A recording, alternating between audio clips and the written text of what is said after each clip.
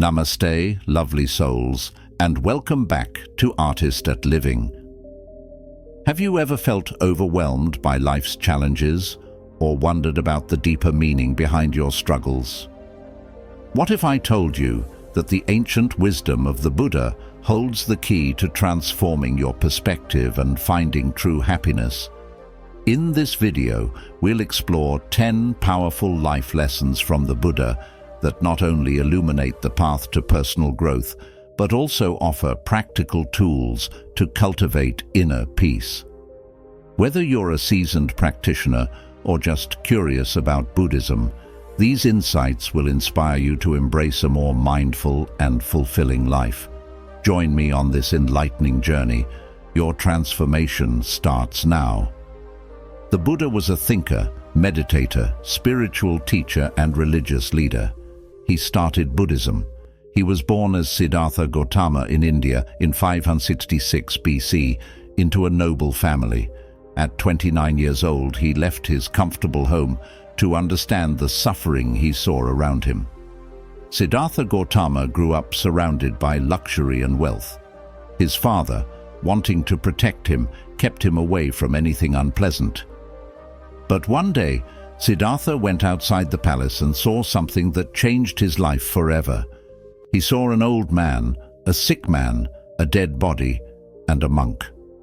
These sights made him realize that suffering is a part of life, no matter how rich or powerful you are. After 6 years of tough yogic training, he stopped hurting his body and instead meditated under a Bodhi tree. On a full moon night in May, when the morning star rose, Siddhartha Gautama became the Buddha, the awakened one. The Buddha then traveled around northeastern India for 45 more years, teaching the path or Dharma he discovered. A community of people from different tribes and castes followed him, practicing this path. One of the interesting things about the Buddha was his simple and practical approach to life. He believed that everyone could achieve enlightenment by following his teachings, no matter who they were or where they came from. He taught that the key to a happy life was to understand the nature of suffering and to live in a way that avoids causing pain to yourself and others. Today, most Buddhist schools worship him as the enlightened one who broke free from the cycle of birth and rebirth, overcoming karma. Their main teachings focus on understanding dukkha, or suffering, and reaching nirvana, which means the end of suffering. The Buddha's influence is huge, not only in Asia, but all around the world. Here are 10 life lessons we can learn from Buddha. 1. Practice the middle way. The Buddha said, "The root of suffering is desire." Siddhartha Gautama spent his life thinking about the 4 noble truths. There is suffering. The cause of suffering is our desires. To stop suffering, we must let go of our desires.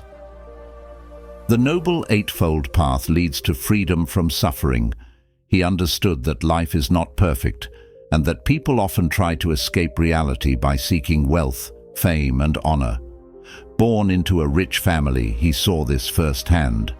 When he left his palace for the first time, he saw poverty, sickness, and death. To escape suffering, he first tried living with no comforts at all. This strict way of living made him very ill, and he realized it did not stop his desires and suffering. So he taught the middle way, a balanced life between luxury and extreme poverty. It's about finding a balance between having too much and having too little. To practice the middle way, we must free ourselves from desires and embrace a balanced, sustainable lifestyle that values the pleasures of existence over consumption. Bronnie Ware, an Australian nurse who cared for dying people, said one common regret is, "I wish I hadn't worked so hard." We often waste time chasing things like the latest gadgets, higher job positions, or more money. But even after getting these things, we still want more and are not happy. If we think happiness comes from getting what we want, we will never be happy and will suffer every day. 2. Adopt the right view. The Buddha said, "Do not get upset with people or situations. Both are powerless without your reaction." He asks us to adopt the right view, to be thoughtful about our opinions, understand why we think the way we do, and see if our thoughts are true, false, or confused. Our thoughts affect our decisions and relationships deeply. If we understand our thinking better, we will make better decisions. We often react quickly to things around us. Stephen Covey, in his book, The 7 Habits of Highly Effective People, calls this the 90-10 rule. Life is 10% what happens to us and 90% how we react to it. Imagine this. Before going to work, you trip on your child's bike. Your child runs to help and apologizes, but you yell at him. Your wife hears this and gets angry, leading to an argument. You end up missing the bus or driving too fast and almost getting into an accident. You arrive at work late, still angry, and have a bad day. Your boss reprimands you, and you yell back. You come home with a suspension from work, and your family is upset with you.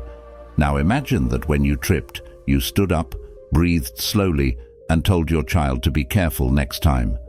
You don't start an argument, you don't miss the bus or hurry through traffic, and you control your day. We can be happy if we are proactive, not reactive. We need to have the right view, to choose not to be affected by what happens to us and to use our experiences for our own growth. 3. Create good karma. The Buddha said, "It is mental volition, O monks, that I call karma. Having willed, one acts through body, speech, or mind." In Buddhism, karma means actions done with intention, not all actions. Good intentions lead to good karma and good outcomes, while bad intentions lead to bad karma and bad outcomes. Volition or will is more complex in Eastern philosophies than in Western ones. In Eastern thought, volition is what determines the ethical quality of an action. It is a mental impulse that drives us towards a particular experience. Volition is at the crossroads of emotion and reason. A bad volition comes from a bad attitude or intention. To avoid bad karma, we need to align our actions with positive attitudes and intentions. This means we must work on our thoughts and feelings first. Our intentions lead to actions, and these actions can have significant consequences in our lives. We need to work on ourselves in the present to build a better future. Just as past actions affect our present, what we do now will affect our future. If we don't study for an exam, we may fail. If we miss deadlines, we may be late. If we overeat, we may get sick. If we smoke or drink too much, we may struggle to quit in the future.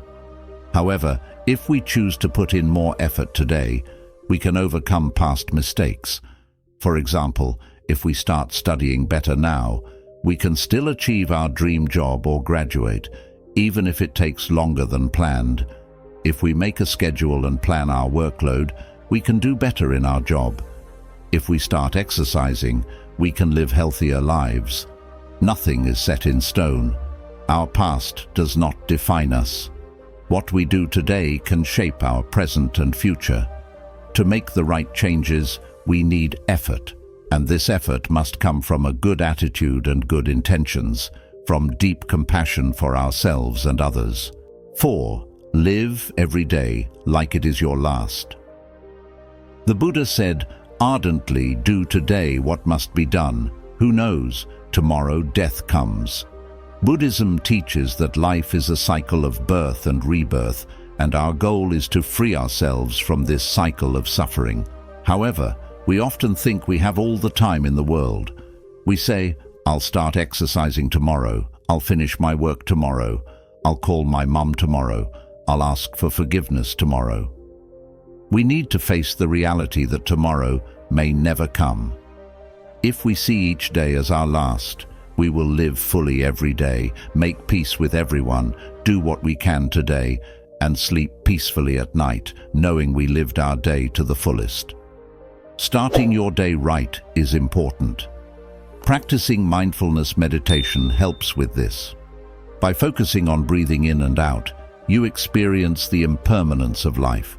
When you meditate on your painful and sad stories, you directly experience suffering. This motivates you to live in the moment. When you are eating, just eat. When you are reading, just read. When you are working or at school, focus on your tasks. When you are driving, just drive. When you are with someone, be present with them. This helps you step away from the past and future and live in the present moment, being where you are right now. 5. Great things are the results of small good habits. The Buddha taught, "Drop by drop is the water pot filled. Likewise, the fool, gathering it little by little, fills himself with evil. Likewise, the wise man, gathering it little by little, fills himself with good." Buddhism has a practical approach to goodness and evil. Bad actions may bring happiness for a while, but they eventually lead to bad experiences. Similarly, good actions may cause some suffering, but they eventually lead to true happiness. According to the European Journal of Social Psychology, it takes 254 days to develop a new habit. Whatever skill you wish to learn, you can start today. You can't exercise for one day and expect to be healthy immediately. Start with small things, like choosing healthier food, brisk walking, or waking up early to stretch. To change a bad habit, start small. Dr. Nora Volkow, director of the NIH's National Institute on Drug Abuse, suggests that the first step is to become aware of your habits so you can develop strategies to change them. You might avoid places that trigger your bad habits, like spending less time in pubs, or switch to healthier alternatives, like choosing unsalted popcorn over potato chips or chewing gum instead of smoking. It's okay to fail sometimes. It's part of learning. 6. Show your wisdom in silence. The Buddha said, "Know from the rivers in clefts and crevices, those in small channels flow noisily, the great flow silently. Whatever's not full makes noise. Whatever is full is quiet." He believed that there is a time to speak and a time to listen. When we speak, we should do so with good intentions, being just, kind and truthful. But it's important to listen more, recognizing that we don't know everything. The Buddha warned against useless chatter and judging others unfairly. In today's digital world, it's easy to fall for fake news. We might justify our wrong beliefs with just one YouTube video or article. A little knowledge can be dangerous because it makes us think we have all the answers. This is known as the wisdom paradox. Albert Einstein once said, "The more you learn, the more you are exposed to what you don't know." The Buddha reminds us that wise people listen because they know there are things they don't know. A little knowledge can make us dismiss others' opinions too quickly. We can share wisdom and learn from others by listening and having healthy conversations. 7. If in conflict, choose compassion. The Buddha said, "Hatred is never appeased by hatred in this world. By non-hatred alone is hatred appeased." Even Siddhartha Gautama faced discrimination and suffering. He was sometimes abused and had a hard journey to build his legacy. Similarly, leaders like Martin Luther King Jr. and Mahatma Gandhi, who advocated non-violence, were victims of hate and discrimination. Buddhism teaches that the cycle of violence, hatred and revenge can never be stopped with more hatred. If someone insults you and you insult them back, the conflict often escalates. Non-violence is about protecting yourself from greater harm. For example, if you are bullied by a classmate or colleague and don't feel physically threatened, empower yourself. Remind yourself of your goodness and that their words can't hurt you. Bullies often try to make you feel angry and powerless because they are experiencing their own struggles. Practical solutions include counting from 1 to 100 to calm down, walking away, or even making a joke to diffuse the situation.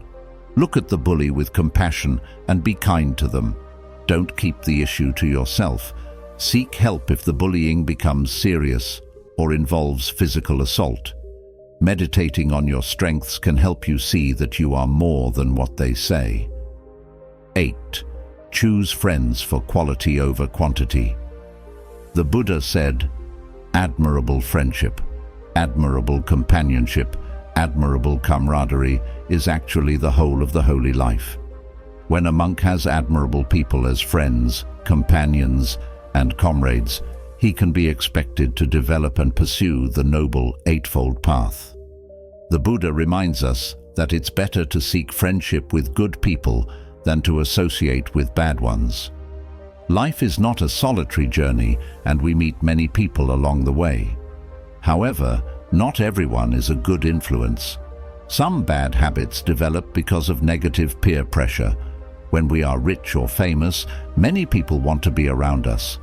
But when we need support, we find fewer friends. We should choose friends who influence us to be better. Good friends lead us to goodness, virtue, and good habits. It's better to have a few true friends who support and care for us and work with us towards a better life. 9. Be generous. The Buddha said, "Thousands of candles can be lit from a single candle, and the life of the candle will not be shortened. Happiness never decreases by being shared." The Buddha always emphasized that generosity and helping each other can create great change in the world. Research shows that kindness has a ripple effect. Just as anger or fear can spread, so can a simple act of kindness. A smile can inspire someone to work better. A gesture of compassion can be passed on. When you help someone with their groceries, they might be inspired to open a door for a stranger. That stranger might then help someone else, creating a chain of kindness. However, the Buddha also reminds us to take care of ourselves first. You can't give what you don't have. If you exhaust yourself trying to help others, you won't be able to offer help to anyone. It's important to live healthily, give yourself time for meditation, and ask for support from others. Only then can you share the strength and love you have within you. 10. You can be a Buddha too. In our final quote for this video, the Buddha said, "You yourself must strive. The Buddhas only point the way." All the life lessons given to us by the Buddha teach us that we can also become enlightened, just like him, but only if we choose to live out these teachings every day. The Buddhas who came after him can inspire us and guide us on our journey. Right now, we might feel hopeless, struggling with debt, feeling unhappy at work, or having conflicts with family and friends. It may seem like life is too hard, but the Buddha reminds us that change starts with us. We should take control of our lives and not leave everything up to fate. Struggle well and don't give up easily. Each part of the Noble Eightfold Path, right view, right resolve, right speech, right action, right livelihood, right effort, right mindfulness, and right concentration, is something we can start cultivating through the habits we build. We can always read more and research more as we work together towards liberation from suffering, known as nirvana, that the Buddha guides us to. Thank you so much for watching. I hope you found these teachings of the Buddha helpful on your journey to personal growth and happiness. If you enjoyed this video, please give it a thumbs up, share it with your friends, and leave a comment below with your thoughts. Don't forget to subscribe to Artist at Living for more inspiring content. Your support helps our community grow and thrive. Namaste.